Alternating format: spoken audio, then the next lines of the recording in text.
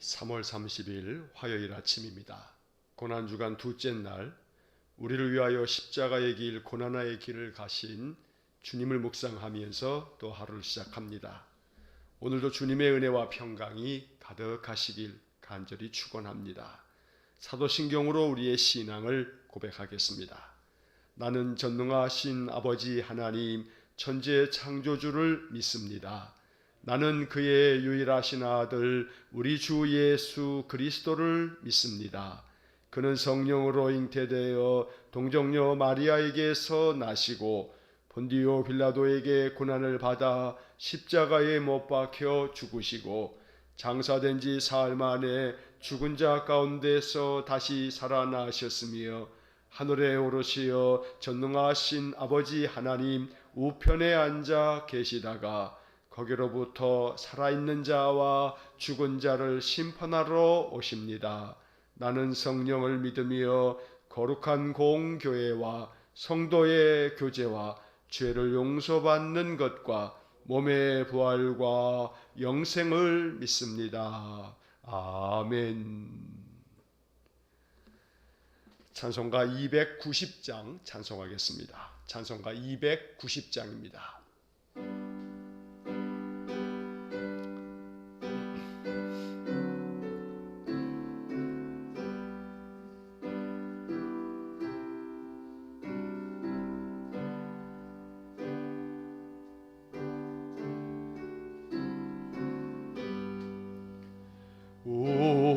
우리는 주님을 늘 배반하 나 내 주 예수 여전히 날 부르사 그 참되신 사랑을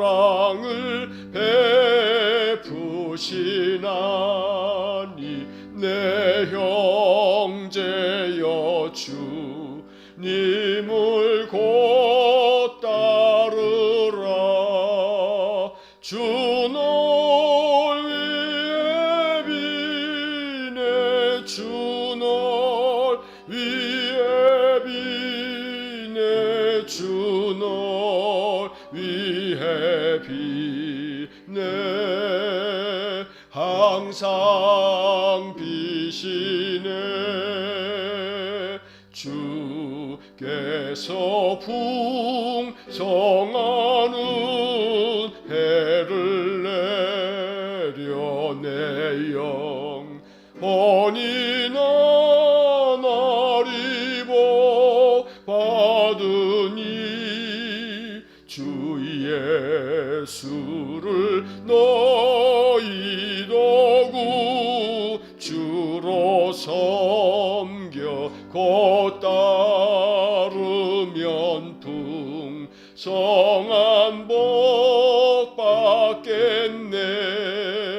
주 널 위해 비네 주 널 위해 비네 주 널 위해 비네 항상 비시네.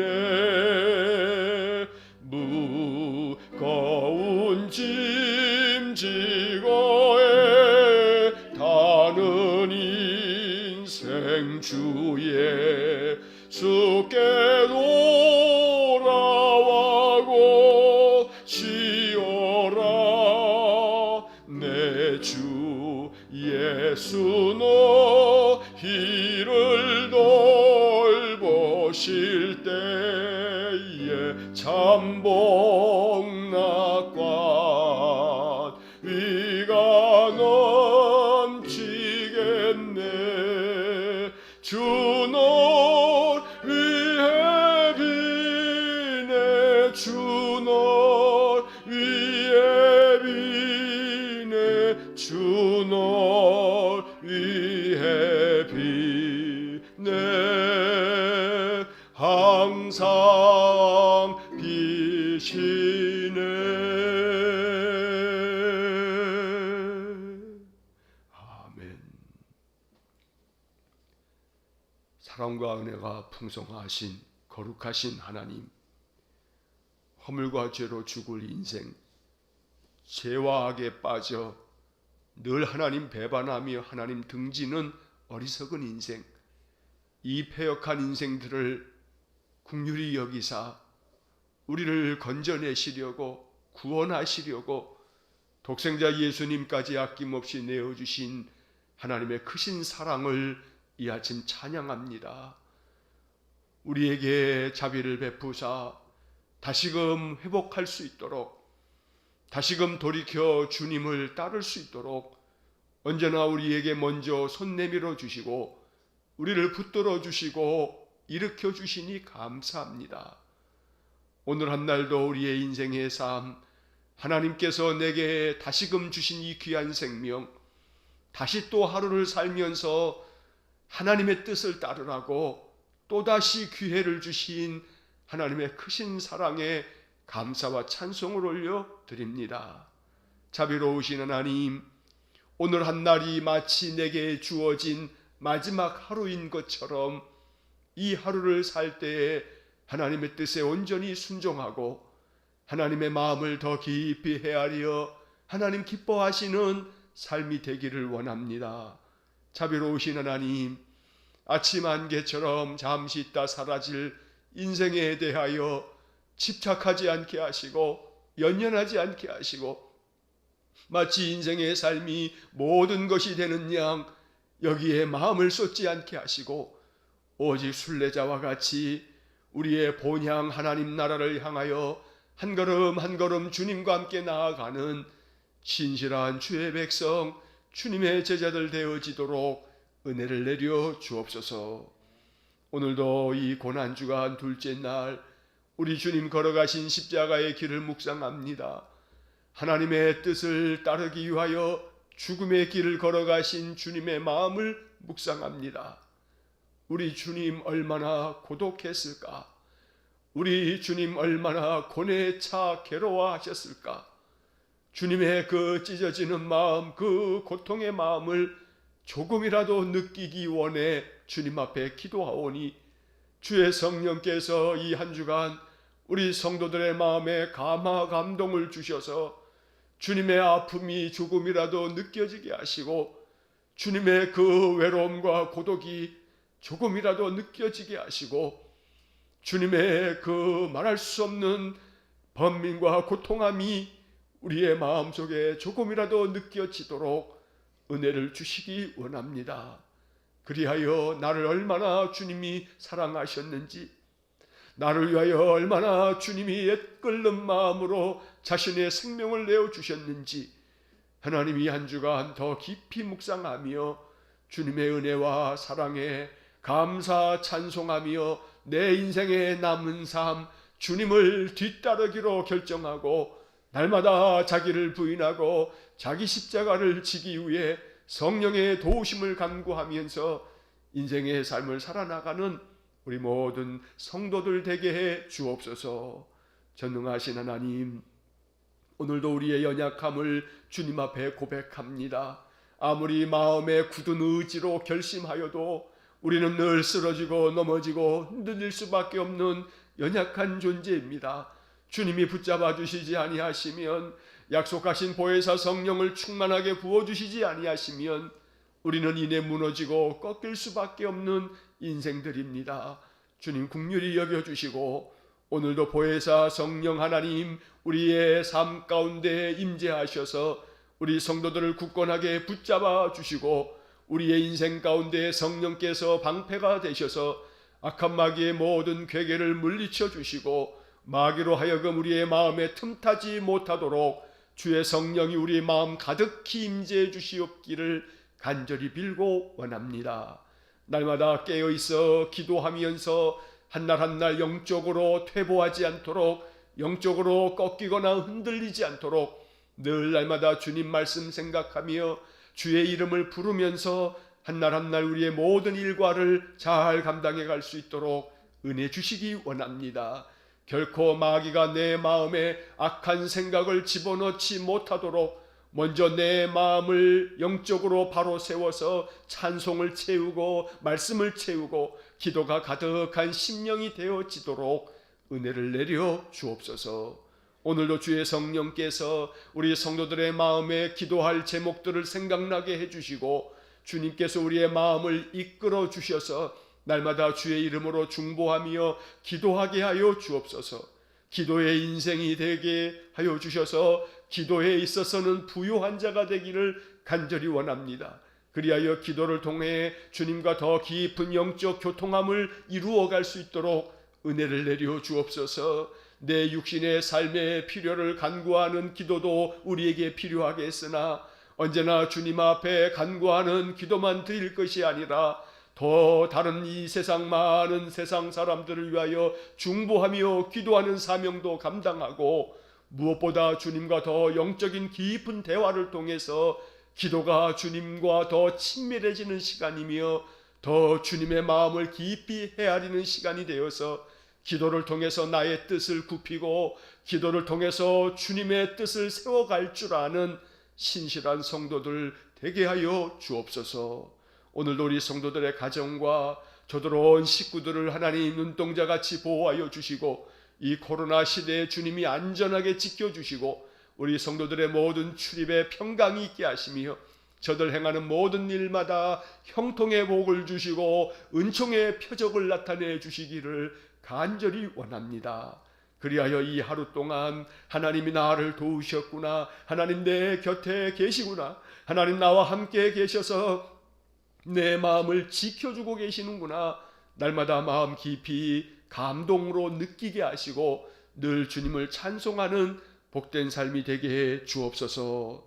오늘도 병상에서 하나님의 자비하심을 구하는 우리 반병석 집사님에게 긍휼을 베풀어 주시고 주의 손을 얹어 안수하여 주시고 우리 하나님, 우리 반집사님의 남은 생의 모든 삶 속에 주의 평강의 복을 주시기를 간절히 원합니다. 주를 바라보며 기도하게 하시고 간구하는 기도마다 주님 들으시고 주의 천사를 보내셔서 품에 안아 주시고 날마다 주의 평강으로 고통함이 없이 하나님 한날 한날 주님을 고대하며 하늘을 바라볼 수 있도록 우리 반집사님에게 한없는 평강과 한없는 주의 자비를 내려 주옵소서. 거룩하신 하나님, 육신의 질고로 말미암아 고생한 우리 성도들에게 오늘도 치료의 광선을 비추어 주시고 주의 얼굴을 비추어 주심으로 우리 성도들의 모든 삶이 회복되어지도록 은혜 내려 주시고 새로운 길을 찾기 위해 주의 이름을 부르며 주님 하늘문을 두드릴 때에 우리 성도들에게 새 길을 열어주시고 행하고자 하는 모든 일들이 하나님 새롭게 펼쳐질 수 있도록 은혜 주시기를 원합니다. 새로운 일을 도모하며 새로운 일터를 향하여 나아가는 우리 성도들에게 복에 복을 더하여 주시고 날마다 우리 성도들을 통하여 그 주변 사람들이 복을 얻을 수 있도록 늘 주의 복의 통로가 되도록 주님 사용하여 주옵소서.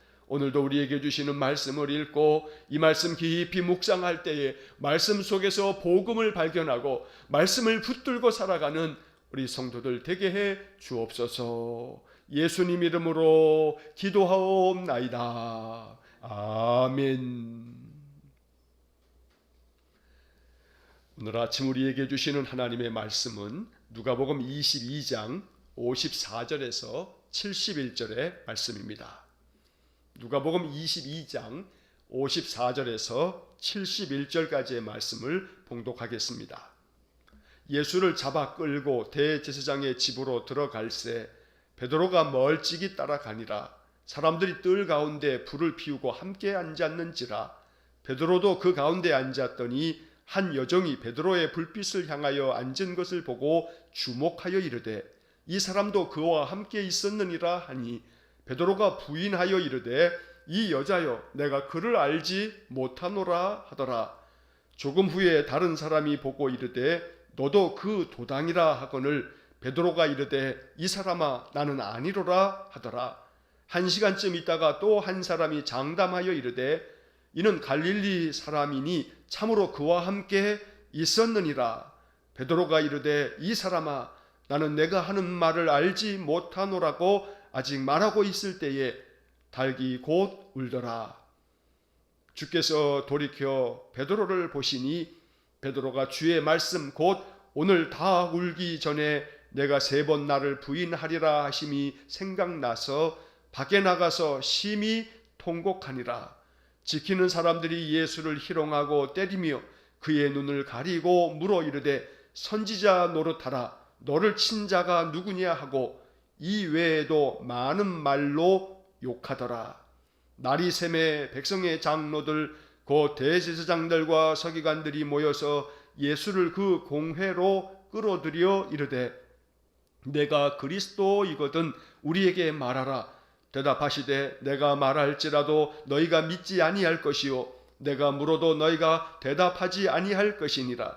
그러나 이제부터는 인자가 하나님의 권능의 우편에 앉아 있으리라 하시니 다 이르되 그러면 내가 하나님의 아들이냐.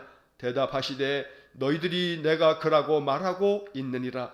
그들이 이르되 어찌 더 증거를 요구하리요. 우리가 친히 그 입에서 들었노라 하더라. 아멘. 오늘 우리에게 주신 이 하나님의 말씀, 베드로가 결국 예수님을 3번이나 부인하는 그런 모습을 이 아침 읽었습니다.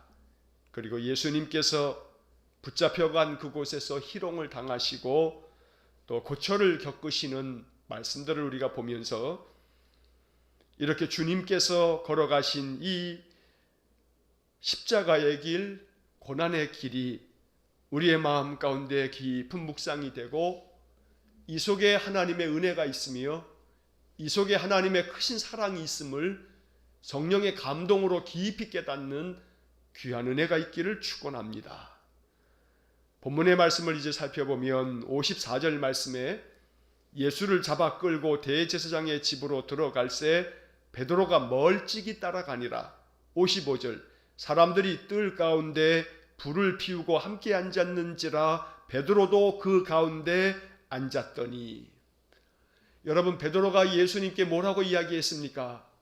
죽을지언정 옥에 함께 갇힐지언정 내가 주님을 부인하지 않겠습니다. 호언장담했습니다.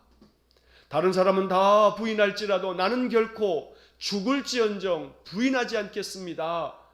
이렇게 말하였습니다. 하루가 지난 것도 아닙니다. 불과 몇 시간 전의 이야기입니다. 자기가 한 말을 잊어버릴 리 없습니다.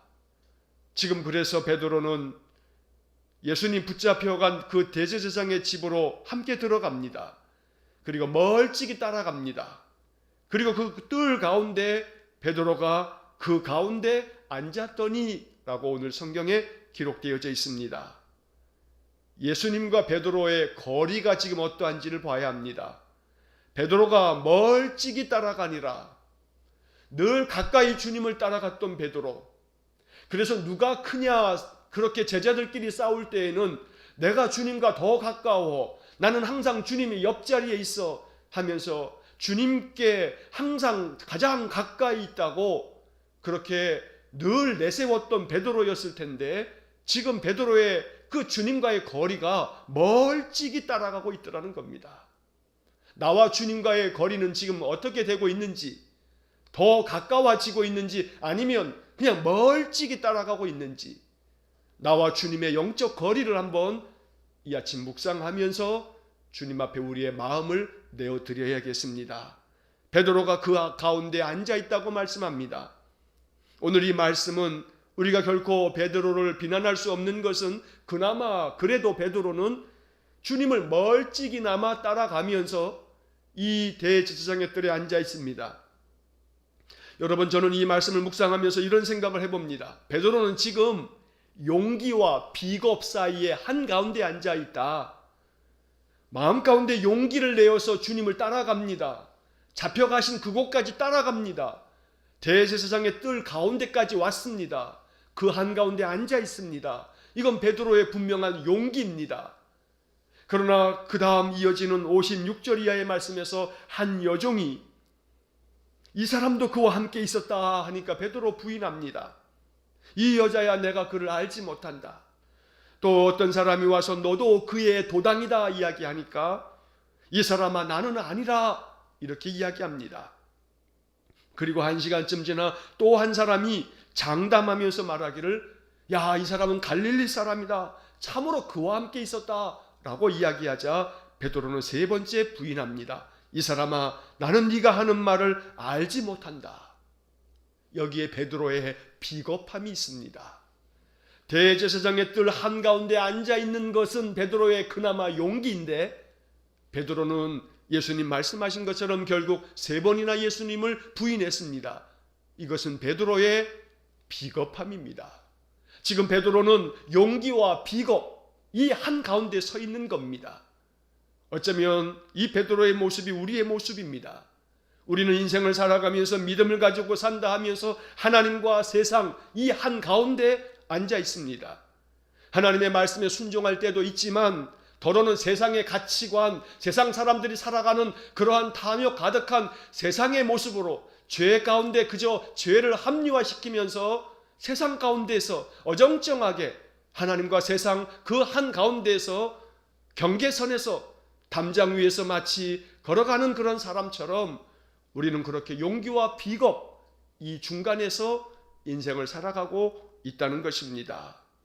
말씀에 대한 순종도 있지만 세상 가치를 따르려는 마음까지 있으니 하나님과 세상 이 둘을 다 놓을 수도 없고 다 붙잡을 수도 없고 이러한 어정쩡한 자리에 우리가 지금 베드로처럼 앉아 있는 것입니다. 오늘 이 아침 이 베드로의 자리, 베드로가 지금 앉아 있는 이 자리, 그 자리가 가지고 있는 영적 의미를 마음 깊이 묵상하시면서 더 주님께 가까이 나아가면서 세상의 것들, 세상 속에 살아가고 있기 때문에 다 내어버릴 수는 없지만 그러나 세상의 죄나 세상의 악에 대해서 우리가 계속해서 성령으로 기도하면서 그 죄를 끊고 악을 끊을 수 있는 그러한 믿음의 길로 나아갈 수 있어야겠습니다.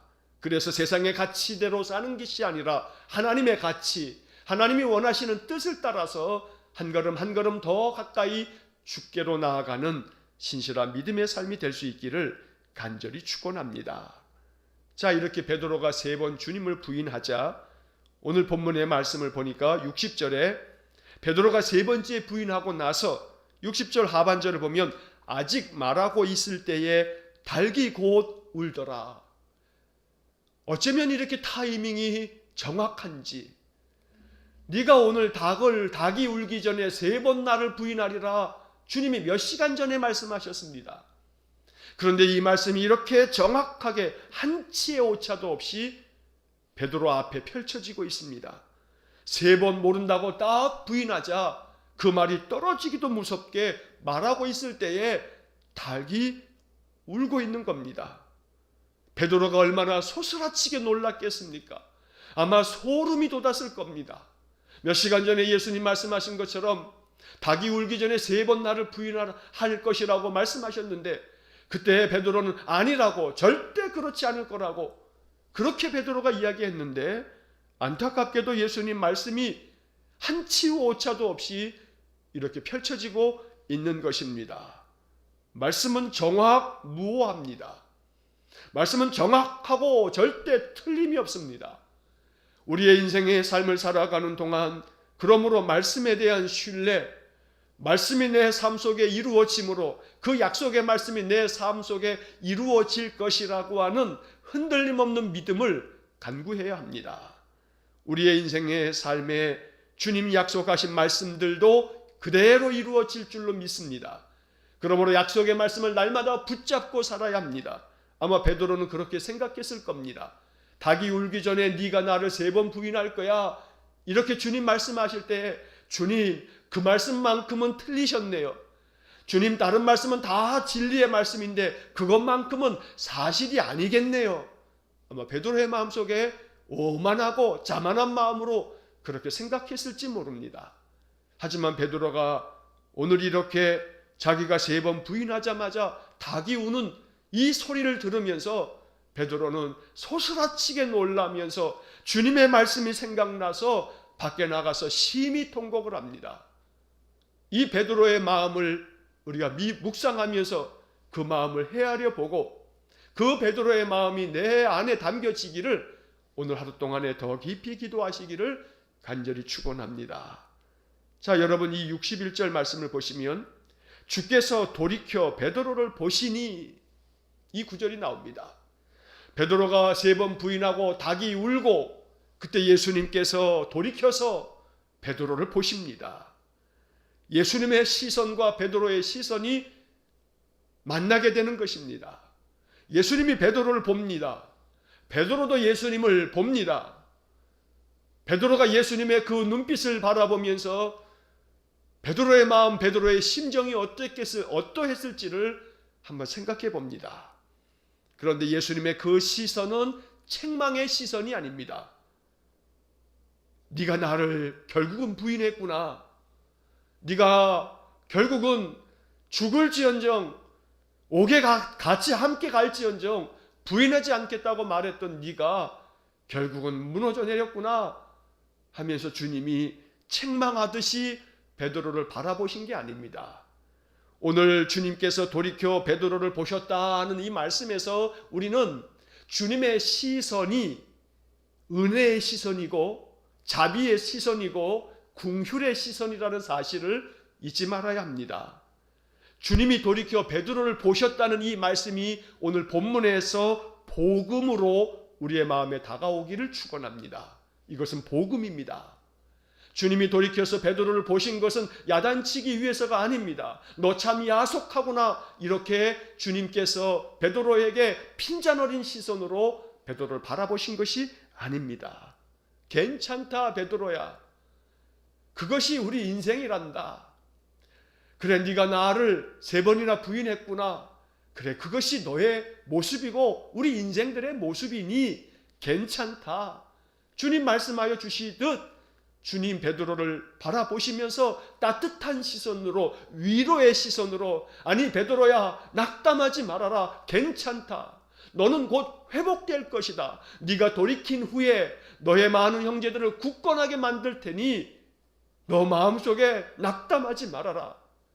그러나 분명히 이 사실 앞에서 우리가 얼마나 무능하며 우리가 얼마나 힘이 없고 우리의 의지가 얼마나 보잘것없는지는 마음 깊이 깨닫고 하나님을 바라봐라. 주님아 막 이렇게 말씀하시면서 그러한 시선으로 베드로를 보았을 것입니다.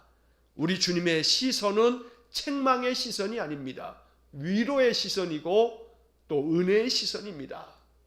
그래서 여러분 예배를 마칠 때마다, 여러분 온라인 예배 마지막 이제 축도가 끝나고 나면 찬양이 흐를 때에 제가 화면에다가 항상 대제사장의 축복 기도문을 띄워드립니다. 민수기 6장의 말씀을 설교 끝나고 여러분 이 영상 예배를 드리실 때 마지막 장면이 찬양과 함께 그 마지막 장면에 성경 구절 하나가 띄어져 있습니다. 이것이 제사장의 축복 기도문으로 하나님께서 친히 아론과 그의 아들들 제사장들에게 백성들을 위하여 축복할 때 이렇게 축복하라고 가르쳐 주신, 하나님이 직접 가르쳐 주신 축복 기도문입니다. 그 축복 기도문을 보면 여호와는 내게 복을 주시고 너를 지키시기를 원하며 여호와는 그의 얼굴을 내게 비추사 은혜 베푸시기를 원하며 여호와는 그 얼굴을 내게로 향하여 드사 평강 주시기를 원하노라. 여러분, 하나님께서 제사장들에게 알려주신 이 축복 기도문에 의하면 여호와는 그의 얼굴을 내게 비추사, 여호와는 그 얼굴을 내게로 향하여 드사, 이렇게 말씀하고 있습니다. 이것이 무엇입니까? 하나님이 너를 바라보고 있다. 하나님이 그 얼굴을 너를 비추고 있다. 예수님께서 지금 돌이켜서 예수님의 얼굴이 지금 베드로를 향하고 있습니다. 그러니 민수기 6장의 말씀대로 한다면 오늘 본문의 61절 주께서 돌이켜 베드로를 보시니, 이건 분명히 축복이지요. 이건 책망이 아닙니다. 이건 축복입니다. 민수기 6장의 말씀처럼 여호와께서 그 얼굴을 베드로를 향하여 드사 베드로에게 은혜를 베푸시고 긍휼을 베풀고 계시는 것입니다. 그렇기 때문에 낙담하면 안 됩니다. 아무리 죄를 지어도 아무리 악을 행해도 주님이 우리를 바라보고 계십니다. 책망하시기 위해서가 아닙니다. 우리에게 그 얼굴을 비추어 주심으로 우리를 회복시키시려고, 우리를 위로하시면서 그것이 인생이란다, 그렇게 죄 가운데 무너질 수밖에 없는 인생이 바로 너란다, 우리에게 알려주시기 위해서. 그래서 오직 주님만을 붙들고 주님만을 의지하며 사는 것이 복음이라고 가르쳐 주시기 위해서 주님은 돌이켜 우리를 보고 계시는 겁니다. 오늘도 주님의 시선을 느낄 수 있는 하루가 되시기를 간절히 축원합니다. 여러분 그러지 않습니까? 어디에 앉아 있는데 어떤 사람이 저쪽에서 나를 계속해서 주시하고 있으면, 이렇게 다른 사람과 이야기를 하고 있다가도 어떤 사람이 나를 계속 바라보고 있으면 그 시선이 느껴집니다. 마찬가지로 오늘 이 아침에 이 말씀을 읽으면서 주님 내게 영적인 자각, 영적인 그런 깨달음을 주시고 영적으로 좀 민감하게 만드셔서 주님이 나를 지금 계속 바라보고 계시는구나, 주님의 시선을 좀 느낄 수 있도록 그렇게 나를 영적으로 그렇게 좀 민감하고 예민하게 만들어 주십시오. 세상 일에 대해서는 얼마나 민감하고 예민합니까? 세상에 대해서는 조그만 것을 가지고도 밤을 지새울 만큼 얼마나 민감하게 신경을 씁니까? 그러나 주님이 나를 위로하시려고, 나를 회복시켜 주시려고, 내게 은혜를 베푸시려고 나를 계속 바라보고 계시는데, 주님이 나를 바라보고 계시는 주님의 시선은 얼마나 영적으로 둔한지 이걸 느끼지 못하고 살아가고 있으니 이 아침 주님의 자비를 구해야 합니다. 날마다 주님의 시선이 느껴지기를 원합니다. 나를 계속해서 바라보고 계시는 주님의 시선을 느끼면서 살게 해주십시오. 이것이 오늘 우리의 기도가 되기를 간절히 원하고, 또 이 말씀처럼 주께서 돌이켜 나를 보시니 내 마음에 주님의 말씀이 생각나서 위로가 되고 소망이 되고 용기가 될 수 있는 그런 복된 하루가 되시기를 주의 이름으로 간절히 축원합니다. 이어지는 말씀에서는 베드로가 주의 말씀 곧 오늘 다 굴기 전에 네가 3번 나를 부인하리라 하심이 생각나서, 여러분 이 본문의 문장을 구조적으로 잘 보셔야 합니다. 베드로가 주의 말씀, 그 다음에 곧, 그 다음에 나를 부인하라 하심이, 곧서부터 하심이까지는 가로를 쳐놓으십시오. 베드로가 주의 말씀, 그 다음에 곧 앞에다가 가로를 쳐놓으시고, 나를 부인하리라 하심이 이자 끝난 다음에 가로를 쳐놓으십시오. 자, 그 다음에 가로를 잠깐 빼놓고 난 다음에 읽어보십시오. 베드로가 주의 말씀이 생각나서, 베드로가 주의 말씀이 생각나서 밖에 나가서 심히 통곡하니라. 말씀이 생각나서 통곡한 겁니다. 자신이 큰 죄를 저질렀구나, 자기가 주님께 못할 짓을 했구나, 자기가 약속을 했음에도 불구하고 그 약속을 못 지켰구나. 베드로는 지금 자기 자신을 생각하면서 통곡한 게 아니고 말씀이 생각나서 밖에 나가서 통곡한 겁니다. 말씀 때문에 통곡할 줄 아는 그런 영적인 은혜가 있기를, 우리에게 그런 은혜가 있기를 간절히 소망합니다. 말씀이 생각나서 기쁘고, 말씀이 생각나서 소망이 생기고, 말씀이 생각나서 위로가 되고, 말씀이 생각나서 용기가 생기며, 말씀이 생각나서 내 마음에 찬양이 흘러넘치는, 그래서 말씀이 생각남으로 말미암아 내 삶이 충만하게 회복되어지는 그런 은혜가 있기를 간절히 축원합니다. 자, 이제 63절 이하의 말씀에서는 예수님이 희롱을 당하십니다. 그리고 예수님이 많은 욕을 듣습니다. 그리고 사람들이 나무떼기로 때리고 침을 뱉으면서 조롱해댑니다. 65절의 이 짧은 한 구절, 이 외에도 많은 말로 욕하더라. 주님은 많은 이 사람들의 비방을 들으면서 욕을 들어야 했습니다. 그러나 주님은 잠잠히 참으셨습니다. 과연 우리가 이렇게 주님처럼 할 수 있을까? 절대 할 수 없을 겁니다. 그래서 주님의 도우심이 필요합니다. 많은 욕을 들으면 자존심이 상해서 그 어떤 것보다 다른 것 몰라도 자존심이 상한 것만큼은 견딜 수 없어 하는 이 현대인들, 바로 우리들의 모습입니다. 주님은 이 말씀 앞에서 주님을 위해서라면, 주의 복음을 위해서라면, 하나님의 나라를 세우기 위해서라면, 한 성도를 믿음 안에서 돕고 세우기 위해서라면 어떤 것도 참아낼 수 있는 마음, 바로 그 마음을 위해서 이 아침 기도하라고 주님이 이 모습을 우리에게 보여주는 듯합니다. 이 말씀이 마음에 깊이 묵상이 되면서 나를 위하여, 나를 대신하여 희롱당하시고 나를 대신하여 욕을 먹고 계시는 주님을 바라볼 수 있기를 축원합니다. 내 죄가 다 들추어진다면, 내 죄와 악이 세상에 다 드러난다면 세상 사람들이 나를 조롱하며 나에게 심한 욕을 할 텐데, 내 모든 죄와 악과 내 마음의 못된 생각들은 주님이 다 감추어 주시고 주님이 대신 희롱당하시고 욕을 듣고 계신 이 모습, 주님이 지금 나를 대신하셔서 이러한 고초를 겪고 계신다, 이러한 마음이 마음에서 깨달아지기를 간절히 축원합니다. 66절 이하에서 이제 예수님은 산헤드린 공회로 끌려갑니다. 그리고 그 산헤드린 공회에 대제사장들과 서기관들과 장로들에게 신문을 받습니다.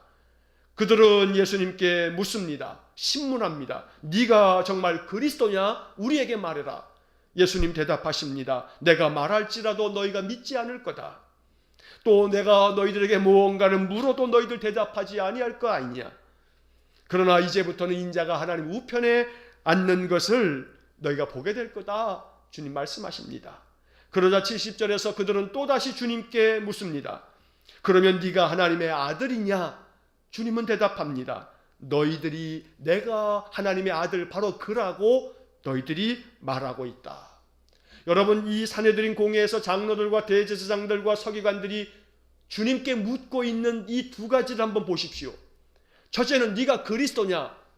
둘째는 네가 하나님의 아들이냐? 여러분, 이 말씀을 볼 때 무언가 생각나지 않습니까? 너희들은 나를 누구라고 하느냐? 베드로가 대답합니다. 주는 그리스도시요 살아계신 하나님의 아들이십니다. 바요나 시몬아, 네가 정말로 하나님 기뻐하시는 답을 했구나. 주님 칭찬하지 않습니까?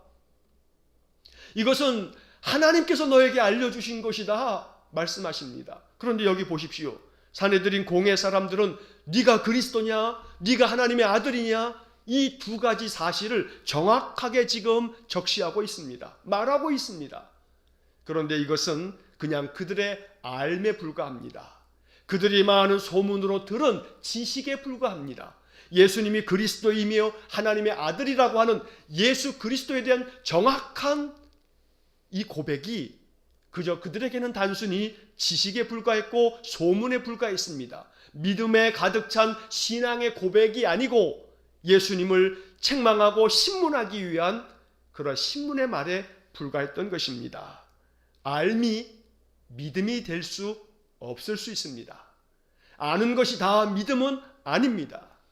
이 산헤드린 공회 사람들도 예수님이 그리스도다, 예수님이 하나님의 아들이다 라고 하는 것을 들어서 알고 있습니다. 그래서 신문하고 있습니다.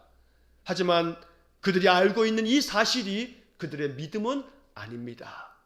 오늘 내가 주님을 알고 있다 한들, 내가 주님을 알고 있다고 생각하는 그것이 내 진실한 믿음의 고백이라고 착각하지 말아야 합니다.